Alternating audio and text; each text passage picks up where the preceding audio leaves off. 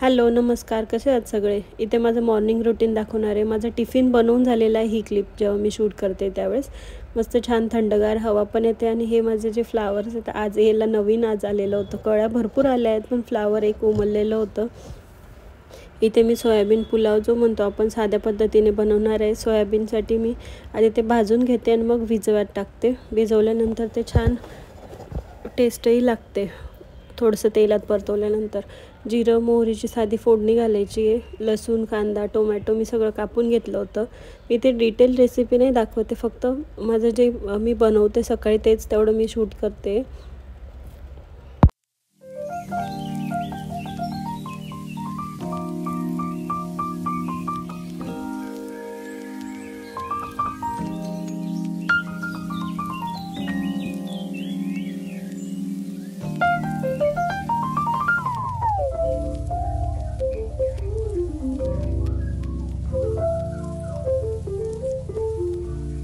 मी भाताला शिट्ट्या काढायला टाकून घेतलं आहे. मग मी तिच्या शॉर्ट ब्रेकसाठी मी ब्रेकफास्टला जे बनवणार होते ते गोड शिरा बनवणार होते.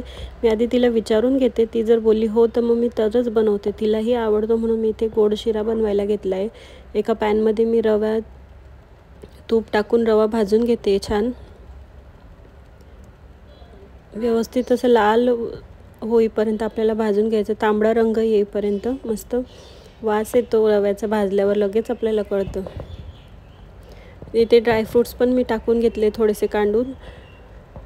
त्याची पूड आपण जास्त बारीक नाही करणार आहे, थोडंसं जाडसर मी कांडून घेतलं आहे आणि ते ॲड केलं आहे त्याच्यामध्ये. आणि ते पण भाजून घेते छान. वेगळं भाजायची गरज पडत नाही, चवही छान लागते. आणि गरम पाणी मी ते ॲड करून घेते. गरम पाणी आपल्याला जे असं रवा जास्त पातळ पाहिजे की सुका पाहिजे असं आपण आपल्यानुसार टाकू शकतो. रवा पण वेगवेगळा असतो. प्रत्येक रव्याला सारखं सेम पाणी लागत नाही. कधी कोणत्या याला कधी जास्त लागतात तर कधी कमी लागतात.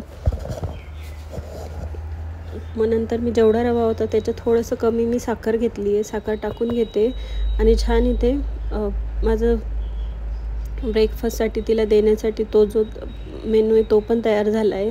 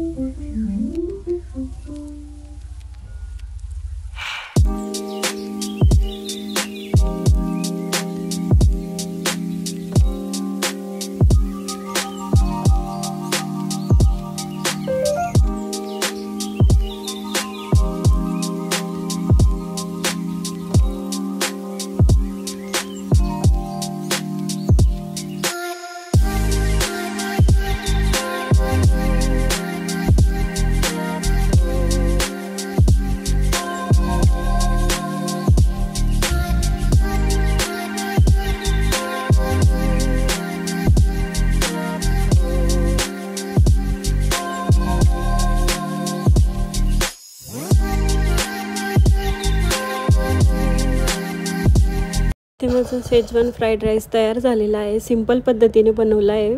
माझ्याकडे कोथिंबीर नव्हती वरतून म्हणून मी कोथिंबीर ॲड केली नाही. आणि इथे थोडंसं चिवडा मी भेळ असते ती दिली तिला.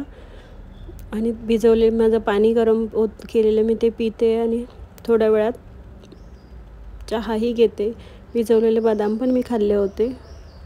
नंतर आंघोळ वगैरे झाली, देवपूजा करायला घेतली होती मी. इथे देवपूजा सगळं झाल्यानंतरच मी करते. एकदम घाईघाईत मला जमत नाही म्हणून मग मुलगी गेली किंवा मग सगळेजणांचं झालं मॉर्निंगचं रुटीन कंप्लीट तरच मी देवपूजा करायला घेते. इथे देवपूजा माझी झाली आहे. मी फक्त इथे लावते देवांसाठी. रांगोळी काढायची मला आता. इथे प्रत्येकाची पद्धत वेगवेगळी असते म्हणून मी कधीच असं कोणाला म्हणत नाही की सेम असंच असायला पाहिजे असं. म्हणून रांगोळी काढून झाली, आरती पण झाली आहे माझी इथे. आणि मला बाहेर मी हळदीचं लेपन केलं होतं. आज गुरुवार होता म्हणून हळदीचं लेपन केलं. आणि मार्गशीर्ष महिन्याचा आज पहिलाच गुरुवार आहे म्हणून अगदी मी एकदम खुश होते. उपवास तर असतोच पण आपल्याला एक नवीन एनर्जी आल्यासारखं होतं. इथे माझी देवपूजा झाली आणि हळदीचं लेपन मी आधीच लावून ठेवलं होतं. सुकल्यानंतरच मग मी रांगोळी काढते. धूप लावून घेतलेली होती मी आधी. इथे रांगोळी काढायला घेते. आता रांगोळी छोटीशी साधीच, मला जास्त रांगोळी येत नाही, पण मी शिक्क्यांनीच पाडत असते रांगोळी आणि मला ती आवडते. ही छान दिसते दिसायला पण आणि वेळही कमी लागतो. त्यासाठी मी इथे रांगोळी पाडून घेतली आहे. इथे फक्त स्वस्तिक आणि पावलं जे असतं लक्ष्मीची मी तेच टाकून घेते. मला जास्त कलरफुल व्हाईट रांगोळी छान दिसते आणि माझं मार्बलचं आहे लाकडी मला करून घ्यायचं होतं, पण सध्या तरी झालेलं नाही म्हणून याच्यावर व्यवस्थित लेपनही बसत नाही, पण तरी मी लावते. इच्छेचा भाग असतो तो प्रत्येकाचा. फुलंही मी ते लावून घेते आणि छान मन प्रसन्न होतं. आल्यावर आपल्याला पण येतं जाताना बरं वाटतं बघण्याला, पण वेळ असला तर आपण करूच शकतो आणि इच्छा असली तर वेळ आपोआपच येऊन जातो. जे आपल्याला असतंच ती मला हे करायचं आहे असं म्हणून, तर मग ते वेळ निघूनच जातो. इथे मी फुलंही लावून घेतले आणि हळदी कुंकू लावून पूजा करून घेते आणि नमस्कार करून मग मी माझ्या पुढची जे कामं असतं त्याला लागते. तुम्हाला व्हिडिओ आवडला असेल तर प्लीज डू लाईक, सबस्क्राईब